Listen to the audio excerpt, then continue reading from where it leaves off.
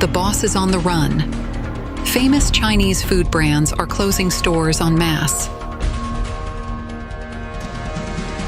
The failure of economic stimulus has made the CCP desperate. China's stock market has been rising for several days, prompting warnings from many international institutions.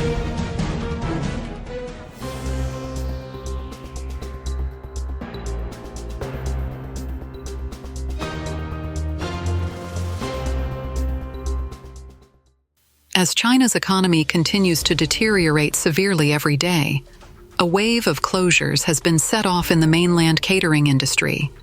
Recently, it was reported that many stores of the well-known Hangzhou catering brand Wasabi have been closed.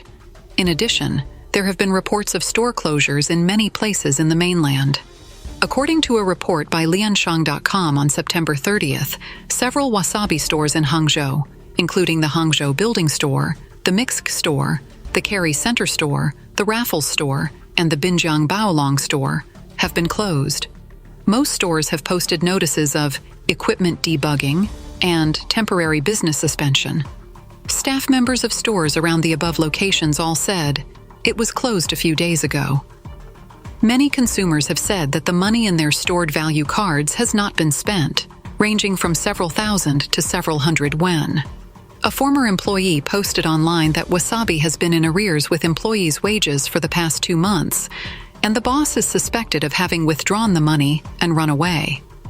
According to screenshots on social platforms, there are 175 members in a group called Labor Dispute with Wasabi Catering Management Commerce Ltd. Searching for Shanqijia on a group buying platform revealed that there are 22 chain stores in Hangzhou, distributed in Shangcheng District, Shihu District, and other areas, all of which are in a state of closed and suspended business. According to Hangzhou Traffic 918, Xi'an, pseudonym, a chef who used to work at the Jixi Yintai City store of Shanqijia, said that the closure came too suddenly. He had never heard of this news before. Because of rent arrears for the mall management closed the store on September 27th, stating, "At present, the leaders have notified us, employees, to find jobs on our own." Xi'an said that he was owed more than 2 months of salary, totaling over 10,000 yuan, and the store manager was also owed more than 5 months of salary, including the dishwashers in the store, whose wages have not been received. Now all the stores in Hangzhou have closed down. Hundreds of our employees went to ask for an explanation, and the Hangzhou headquarters was empty. Ahai is the meat supplier for more than 10 Shanqijia stores in Hangzhou. He stated that he was owed a supply fee of up to 1 million yuan by Wasabi, and the arrears of supply fees had only recently begun. When he went to the Hangzhou headquarters for consultation, he found that the door was closed. Ahai said, "On the morning of September 25th, we delivered goods to many stores as usual. The stores were all in normal business, and there were customers queuing for tables. By September 26th, it was like a system collapse. In just one night, all stores in Hangzhou were closed. For a brand that has been deeply rooted in Hangzhou for so many years, this speed of closing stores is incredible." In addition to Hangzhou, Wasabi has also closed a large number of stores in Xi'an, Fuzhou, Chongqing, Shaoqing, Tixi, and other places. According to Cover News, Wasabi Creative Cuisine currently has only one store left in Chengdu, which is the Chengdu SKP store. At 11 a.m. on September 29th, the store had reached the business hours shown, but Dianping indicated that the store was in a suspended business state. The store staff confirmed that the store had been suspended due to equipment problems and was under maintenance, with no determined date for the resumption of business hours. Public information shows that Hangzhou Wasabi Restaurant Management Kakans Ltd. was founded in 2011. It manages Hangzhou Wasabi Restaurant Management Konao Ltd., Hangzhou Juzan Restaurant Management Komao Ltd., and Hangzhou Shitun Restaurant Management Konao Ltd., and now has more than 40 directly operated stores across the country. It owns Wasabi, Xinjuzan, Huajiangnan, Xiaoxiaokui, Bazan, and other brands. The failure of economic stimulus has made the CCP desperate. In September, the Chinese regime made a dramatic gesture, implicitly acknowledging that the May stimulus package had failed to help the struggling Chinese economy. The monetary and fiscal stimulus measures it pushed through in September were far larger than anything to date. These measures may help the Chinese government achieve its goal of 5% real growth in 2024, but they are unlikely to restore China's economic growth momentum. On the fiscal side, China plans to issue about 2 trillion yuan, about $284 billion, in additional sovereign debt. Half of this will be used to help already indebted local governments, while the other half will be allocated for a series of support programs for individuals and families.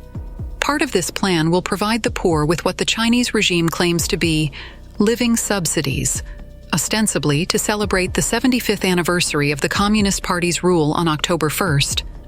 Recipients will undoubtedly spend the money quickly and stimulate economic activity immediately.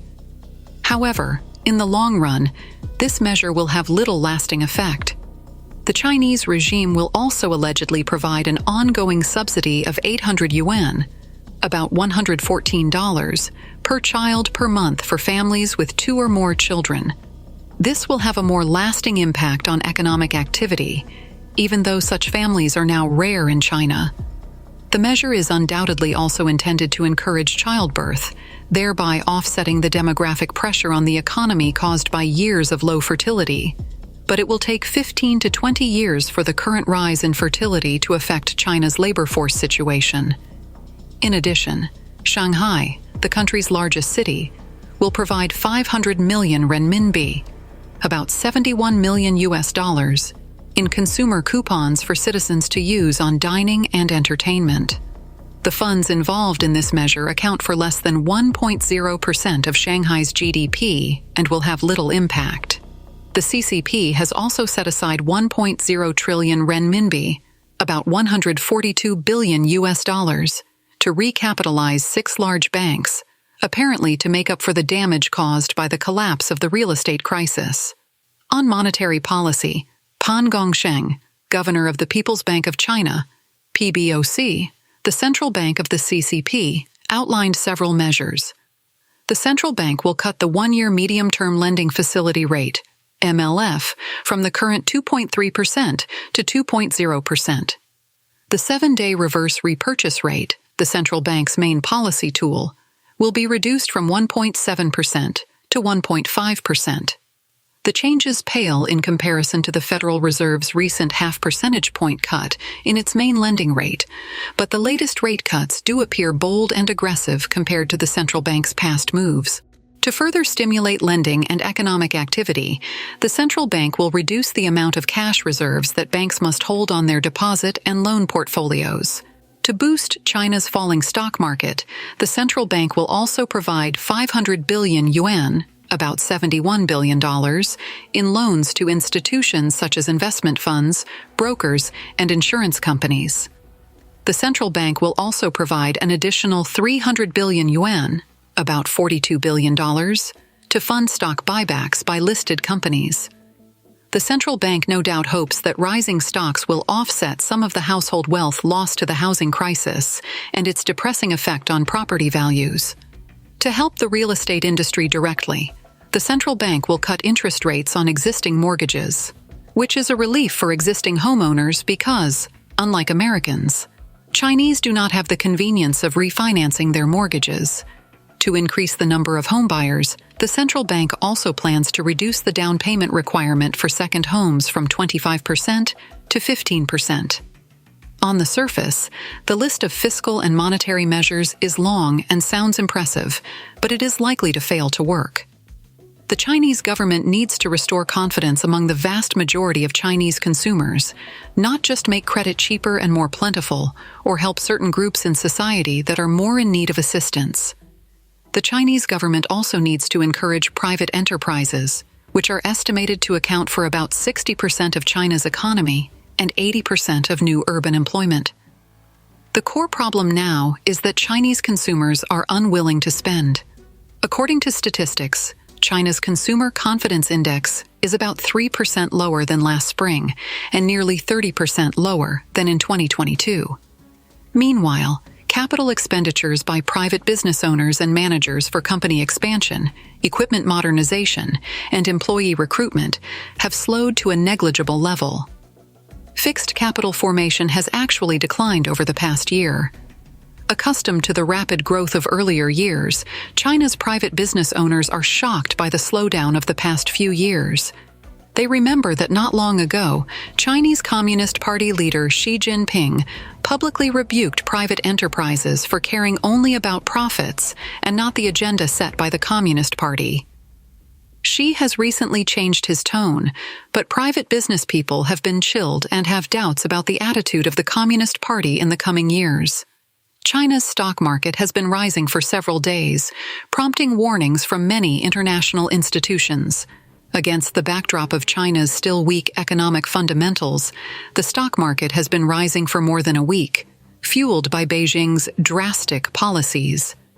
Many international institutions, including Invesco, JP Chase, HSBC, and Nomura, have expressed caution about this recent continuous rebound, with some even issuing warnings or raising doubts. Stimulated by policies such as lowering the reserve requirement ratio, reducing interest rates, releasing billions of dollars in liquidity, and lowering mortgage interest rates and the minimum down payment ratio. The long sluggish Chinese stock market saw an explosive rise on September 30th, with the upward trend continuing for more than a week. Experts and market participants are divided in their reactions to this sudden rebound. According to Bloomberg, Raymond Ma, Chief Investment Officer for Hong Kong and Mainland China Investments at Invesco, a U.S.-based investment management company, noted that during this rebound, some stock valuations have been overestimated, with their valuation not aligning with expected earnings. The chief market strategist for the Asia-Pacific at JP Asset Management also expressed caution, stating that the policies announced by Beijing so far can help smooth the deleveraging process, but it will still take time to fully repair balance sheets. HSBC Global Private Bank believes that the measures taken by Beijing are insufficient to reverse the long-term slowdown in growth.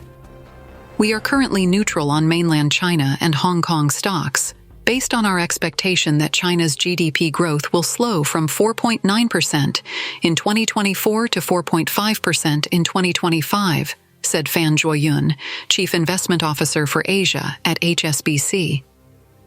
Nomura Holdings has issued a more explicit warning, suggesting that the rebound could soon turn from a boom to a crash. In a report to clients, Nomura's team of economists stated that, in the worst-case scenario, China's stock market could experience a short-term frenzy followed by a crash, similar to what occurred in 2015. The report notes that the likelihood of this outcome is much higher than the more optimistic scenarios. Eugene Xiao, head of China equity strategy at Macquarie Capital, added that if the Chinese government's stimulus measures fail to meet expectations, the stock market rally could be derailed.